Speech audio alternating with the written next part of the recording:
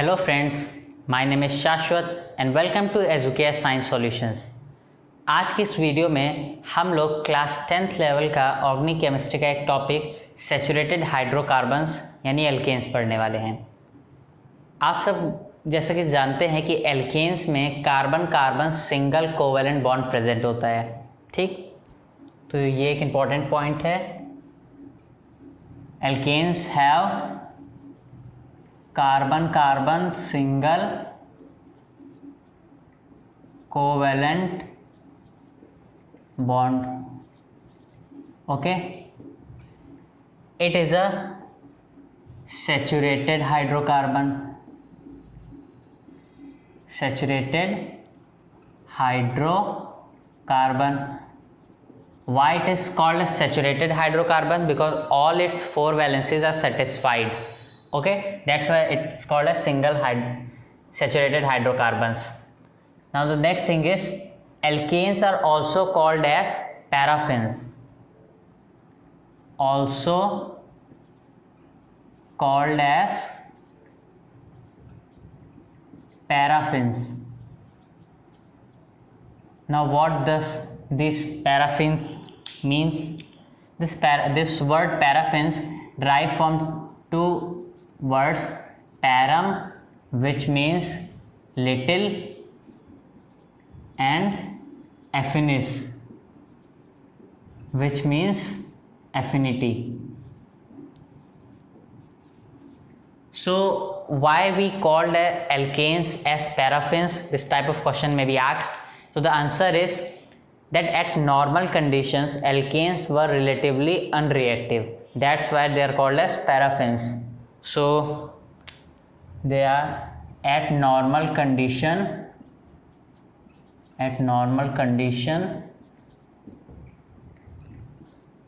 they are relatively unreactive. Okay, now what is the general formula for alkanes? So its general formula is CnH2n plus 2, where C denotes carbon atom, H denotes hydrogen atom,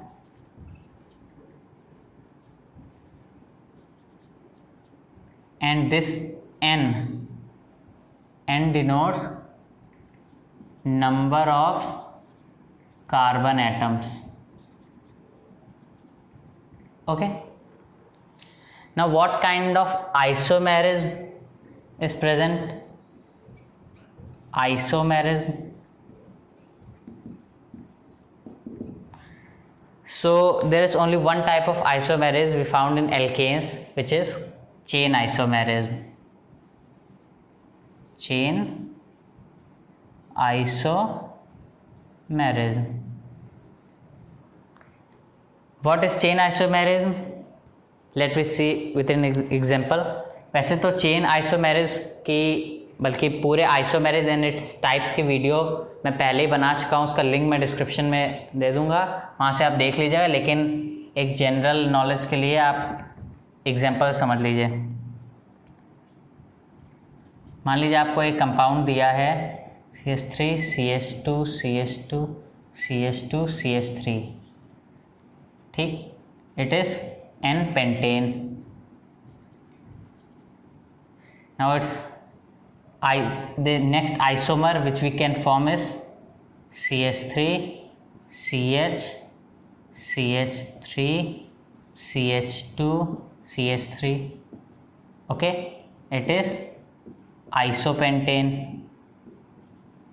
When we see this T-like structure, then we note iso.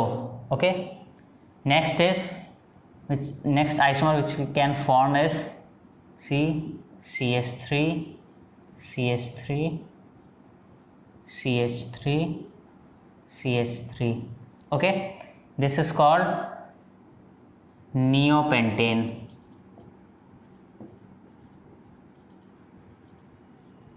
So this is the an example of chain isomerism. Okay, तो अब हम लोग देखने जा रहे हैं source of alkene. Source, so the major source of alkanes is natural gas and petroleum. Natural gas and petroleum. The petroleum contains basically 4 major alkanes, which is methane, butane, ethane and propane. Okay, as we all know that methane is a green house gas, green house gas. Okay, now आपके class 10th level में अगर आप देखें तो book में एक electron dot structure दिया है मीथेन का, तो वो कैसे होता है अगर आप चैप्टर 4 पढ़ेंगे केमिकल बॉन्डिंग तो आपको क्लियरली अंडरस्टैंड हो जाएगा। लेकिन तभी मैं आपको एक इलेक्ट्रॉन डॉट स्ट्रक्चर मीथेन का बना के दिखा देता हूँ। ठीक, कार्बन एटम आप ले लीजिए, कैसा होता है मीथेन का स्ट्रक्चर, इस तरह से होता है। ठीक, तो इसमें सेंटर पे कार्बन है, हमने कार्बन एटम ले लिया। अब आपको पता है कि कार्बन की वैलेंसी 4 होती है, +4, तो हम लोग 4 बना देंगे, 1 2 3 4, ये 4 हमारे आउटर वैलेंस शेल में इलेक्ट्रॉन्स हैं। अब हमको हाइड्रोजन बनाने हैं, तो ये हमने बना दिया हाइड्रोजन 4, 1 2 3 और 4। आपको पता है कि हाइड्रोजन में 1 इलेक्ट्रॉन होता है, तो हम 1 इलेक्ट्रॉन ये बना देंगे। ठीक, कार्बन को यहाँ पे हमने पहले आपको बताया कि कोवलेंट बॉन्ड फॉर्मेशन होता है, सिंगल कोवलेंट बॉन्ड फॉर्मेशन। तो उसमें क्या होता है कि शेयरिंग होती है इलेक्ट्रॉन्स की। कार्बन को ऑक्टेट पूरा करने के लिए 4 इलेक्ट्रॉन्स चाहिए थे, तो ये उसने 4 अपने और 4 हाइड्रोजन के ले लिए, उसका ऑक्टेट कंप्लीट हो गया। ठीक, हाइड्रोजन को डुप्लेट कंप्लीट करना होता है, तो उसको 1 इलेक्ट्रॉन चाहिए, तो हर कार्बन का 1 इलेक्ट्रॉन हर एक हाइड्रोजन ले लेगा।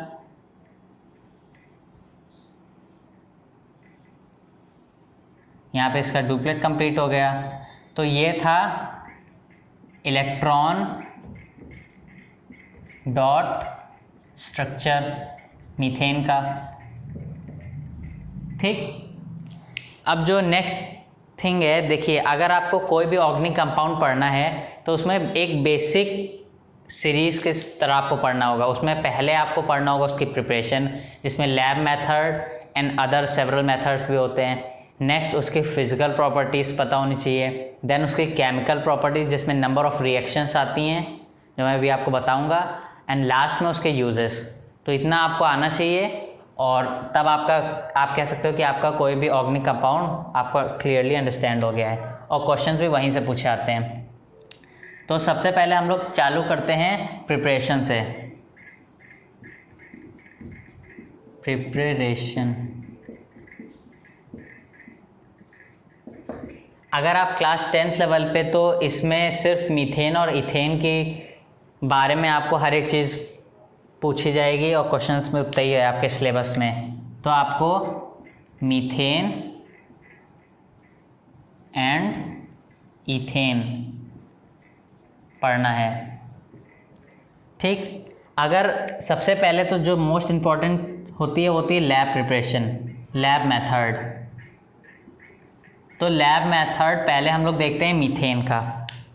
ठीक है, लैब मेथड में क्या होता है, आपको लेना होगा सोडियम इथेनॉएट CH3COONA, और उसका आपको रिएक्शन कराना होगा सोडा लाइम से। सोडा लाइम क्या होता है, NaOH + CaO, तो NaOH CaO, और टेम्परेचर चाहिए होगा 300 डिग्री सेल्सियस। ठीक है, तो यहाँ पे क्या फॉर्म होगा, Na2CO3 प्लस CH4। ठीक है, ये तो हो गई लैब प्रिपरेशन मीथेन की। अब मीथेन को कलेक्ट कैसे करेंगे, downward displacement of water, downward displacement of water, इस मेथड से आप इसको कलेक्ट कर लेंगे। अब हम लोग देखते हैं लैब मेथड इथेन को बनाने का।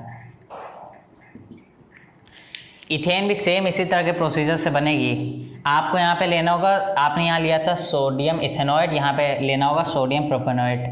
यहाँ पे आप ले लेंगे C2H5COONA और उसका रिएक्शन सोडा लाइम के साथ कराइए, NaOH CaO 300 डिग्री सेल्सियस। ठीक, तो आपका Na2CO3 प्लस C2H6 फॉर्म हो जाएगी। ठीक है, तो ये तो हो गया आपके लैब मेथड। कुछ जनरल मेथड्स भी होते हैं, क्योंकि उसमें उसका जो खर्चा होता है वो कम होता है, इसलिए लोग उन्हें प्रेफर करते हैं। इंडस्ट्रीज़ में भी उन्हीं मेथड से बनाया जाता है। तो पहला देखते हैं उसमें क्या है। पहला आपने ले लिया CH3I, ओके, उसका आपने नेसेंट हाइड्रोजन से रिएक्शन करवा दी, 2 नेसेंट हाइड्रोजन। ठीक, तो यहाँ पे आपका तो एक बन जाएगा HI प्लस CH4। ठीक है, ये आपका एक मेथड हो गया। सो द नेक्स्ट यहाँ पे हम लोग जो पढ़ेंगे वो है वर्ज रिएक्शन। वर्ज रिएक्शन में क्या लेना होता है, 2 मॉलिक्यूल CH3I मिथाइल आयोडाइड, ठीक, और 2 मॉलिक्यूल सोडियम के लेने होंगे dry in the presence of dry ether. ये ड्राई ईथर यहाँ पे लिखना बहुत ज़रूरी है। ठीक है, इस रिएक्शन को कैरी आउट करने के लिए ड्राई ईथर की प्रेजेंस बहुत ज़रूरी है। यहाँ पे क्या होगा, NaI 2 मॉलिक्यूल और C2H6 बन जाएगा। कैसे बनेगा, इसका मैकेनिज्म क्लास 10th लेवल पे नहीं पूछते हैं, लेकिन अगर आपको याद रखना हो तो किस तरह याद रखेंगे वो मैं बता देता हूँ। ठीक, तो यहाँ पे आपका एक मॉलिक्यूल ये हो गया मिथाइल आयोडाइड का। यहाँ पे आपने 2 मॉलिक्यूल्स सोडियम के ले लिए और एक यहाँ पे इस तरह से हो गया। ठीक, यहाँ पे इस तरह से तो आपको 2 मॉलिक्यूल्स NaI मिल जाएंगे। यहाँ से अगर आप ब्रेक करें बॉन्ड तो यहाँ से तो आपको 2 मॉलिक्यूल NaI मिल गए सोडियम आयोडाइड, और यहाँ से ये दोनों जोड़ दीजिए तो यहाँ से ये CH3 बन गया, या इसे आप सिंपल C2H6 लिख सकते हो, इथेन। ठीक, तो ये मेथड होता है इथेन के प्रिपरेशन। तो अब हम पढ़ने जा रहे हैं physical properties.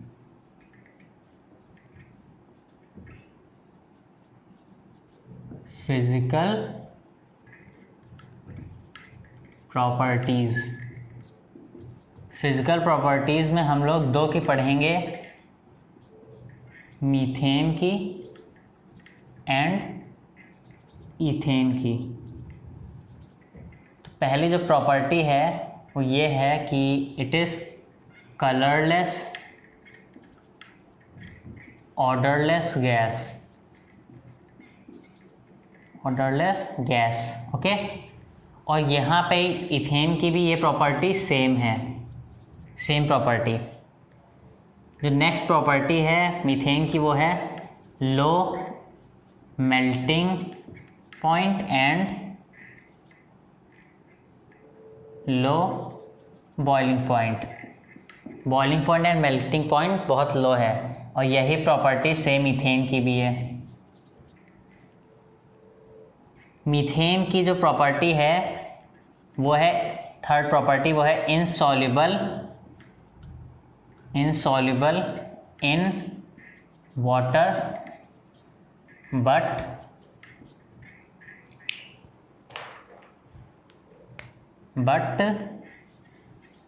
soluble in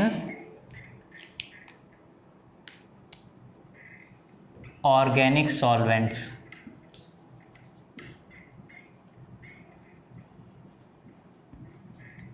organic solvent जैसे कि ईथर, एल्कोहल, ये सब ऑर्गेनिक सॉल्वेंट्स हैं, और ऑर्गेनिक सॉल्वेंट्स में मीथेन ईजिली सॉल्युबल होती है पर वाटर इनसॉल्युबल होता है। यहाँ पे इथेन की यहाँ पे प्रॉपर्टी वही डिफ़र करती है कि यहाँ पर इथेन जो होता है वो स्पेरिंगली सॉल्युबल इन वाटर में भी थोड़ा बहुत सॉल्युबल हो जाता है और बाकी तो ये सॉल्युबल होता ही है ऑर्गेनिक सॉल्वेंट्स में, और बाकी का जो है वो सेम। बाकी तो ऑर्गेनिक सॉल्वेंट्स में तो सॉल्युबल होता ही है, कोई भी ऑर्गेनिक कंपाउंड होगा वो ऑर्गेनिक सॉल्वेंट्स में सॉल्युबल होगा, लेकिन यहाँ पे इथेन जो है वो वाटर में भी सॉल्युबल होता है थोड़ा बहुत। ठीक, तो ये तो हो गई फिजिकल प्रॉपर्टीज़। अब हम लोग बात करेंगे केमिकल प्रॉपर्टीज, जिसमें अलग अलग कंपाउंड से किस तरह मीथेन और इथेन रिएक्ट करते हैं और किस चीज़ का फॉर्मेशन होता है। तो इससे direct question class 10th level पे बनते हैं रिएक्शंस, वो पूछे जाते हैं, वो मैं बताऊंगा अभी। ठीक है, so the next is chemical properties.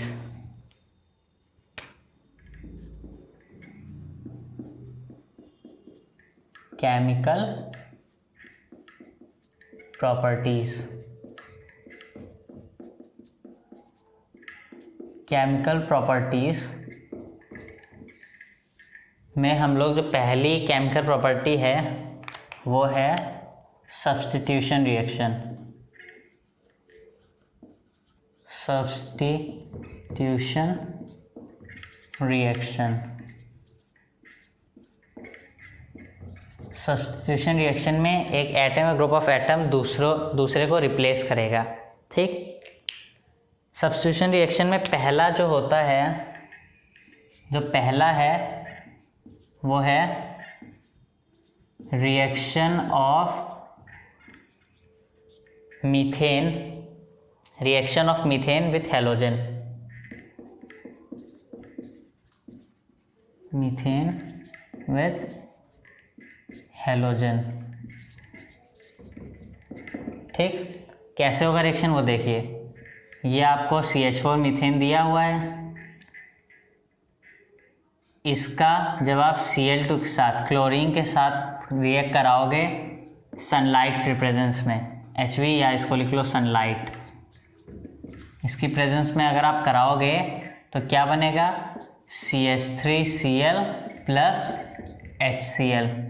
Chlorine एक हाइड्रोजन को रिप्लेस करके यहाँ फिट हो जाएगा, वो हाइड्रोजन HCl फॉर्म करेगा। ठीक, यहाँ पे फ्री रेडिकल फॉर्मेशन होगा इस प्रोसेस में। क्या होगा, फ्री रेडिकल फॉर्मेशन। लेकिन क्लास 10th लेवल पे इसकी मैकेनिज्म और वो सब नहीं बताते हैं, तो अगर आप बस ऐसे ही समझ लीजिए कि इसमें फ्री रेडिकल फॉर्मेशन होता है। वो क्या होता है प्रोसेस, वो आपको क्लास 11 में पता लगेगा। ठीक, CH3Cl बन गया, अब वो CH3Cl का फर्दर सब्स्टिट्यूशन होगा Cl2 से सनलाइट की प्रेजेंस में। फिर क्या फॉर्मेशन होगा, CH2Cl2 प्लस HCl। क्या हुआ, एक और क्लोरीन ने हाइड्रोजन को रिप्लेस कर दिया और CH2Cl2 फॉर्मेशन हो गया। नेक्स्ट CH2Cl2 फर्दर क्लोरीन उसको वहाँ से एक हाइड्रोजन को रिप्लेस करेगा, सब्स्टिट्यूट करेगा, और यहाँ पे CH3 प्लस HCl बन जाएगा। CH3 क्लोरोफॉर्म होता है, क्लोरोफॉर्म। ठीक, और ये हाईली टॉक्सिक होता है। फर्दर क्या होगा, ये CH Cl3, अभी एक हाइड्रोजन और बाकी है, तो क्लोरीन उसको भी सब्सटीट्यूट करेगा। यहाँ से क्लोरीन एक हाइड्रोजन सब्सटीट्यूट किया, क्या बना, CCl4 plus HCl। CCl4 carbon tetrachloride, carbon tetrachloride. Okay, तो इस तरह से ये तो हो गया पहला सब्स्टिट्यूशन रिएक्शन में, पहला हो गया reaction of methane with halogen. ठीक है, अब हम लोग दूसरा देखते हैं, reaction with oxygen. Reaction with oxygen में क्या होगा वो देखिए। मान लीजिए आपको यहाँ पे मीथेन दिया हुआ है, उसका आप रिएक्शन ऑक्सीजन से कराओगे तो यहाँ पे CO2 एंड H2O बनेगा। CO2 और H2O तब बनेगा जब ऑक्सीजन जो है वो एक्सेस अमाउंट में प्रेजेंट होगी, लार्ज अमाउंट में प्रेजेंट हो, लार्ज अमाउंट ऑफ ऑक्सीजन। ठीक, जब ऑक्सीजन लार्ज अमाउंट में प्रेजेंट होगी तो ये रिएक्शन होगा। अगर उसी जगह मीथेन ले रहे हम लोग और ऑक्सीजन के साथ रिएक्ट करा रहे, तो तब जब ऑक्सीजन जो है लिमिटेड अमाउंट में प्रेजेंट है, लिमिटेड अमाउंट ऑफ ऑक्सीजन, तो क्या बनेगा, यहाँ पे CO H2O बनेगा। CO क्या होता है, कार्बन मोनोऑक्साइड, कार्बन मोनोऑक्साइड। ठीक, और यहाँ पे कार्बन डाइऑक्साइड फॉर्मेशन हो रहा है। तो ये तो था हमारा कि केमिकल प्रॉपर्टीज़ में पहली रिएक्शन सब्स्टिट्यूशन रिएक्शन, इसको आप इधर से देख लीजिए। यहाँ पे रिएक्शंस बैलेंस नहीं है, बैलेंस आप कर लीजिएगा। So the next is decomposition reaction. Second is decomposition reaction. Decomposition reaction क्या होता है, अगर किसी भी ऑर्गेनिक कंपाउंड का डिकम्पोजिशन हो रहा है, पहले एक चीज़ याद रखिए, किसी भी ऑर्गेनिक कंपाउंड का अगर डिकम्पोजिशन हो रहा है in the presence of heat and in the absence of air, then it is called as pyrolysis. And when pyrolysis process alkanes में जब होता है तब उसे क्रैकिंग बोलते हैं। क्या होगा, decomposition of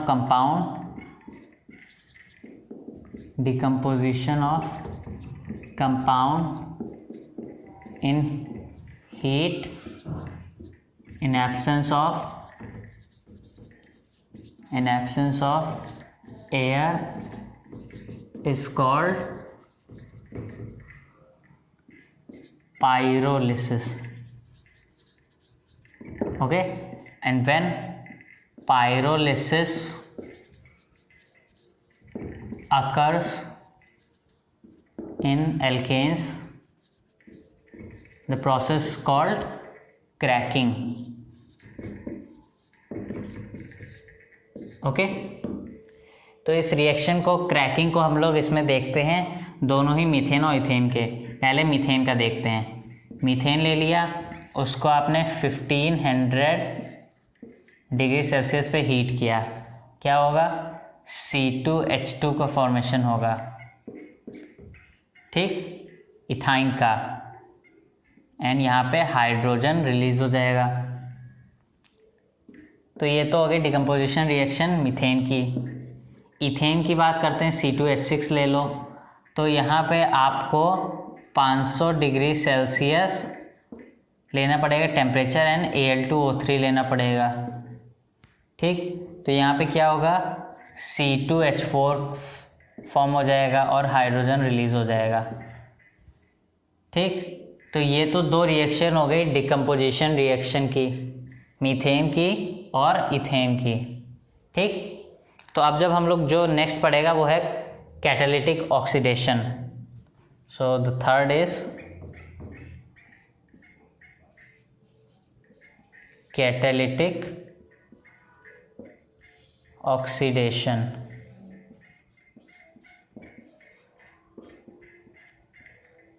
कैटालिटिक ऑक्सीडेशन क्या होगा कि इसमें इस रिएक्शंस में हमें अगर ऑक्सीजन के साथ आप मीथेन और इथेन का रिएक्शन कराओ और उसमें आपको कैटलिस्ट की रिक्वायरमेंट भी होगी, ठीक है। तो ये कैटालिटिक ऑक्सीडेशन रिएक्शंस हम लोग देखते हैं।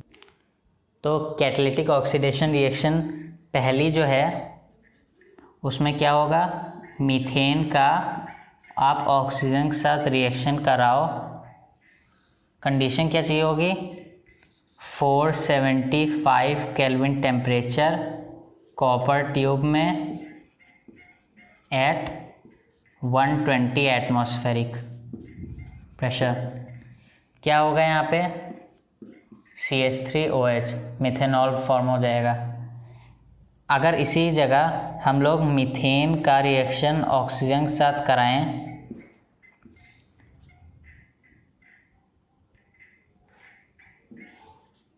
Molybdenum oxide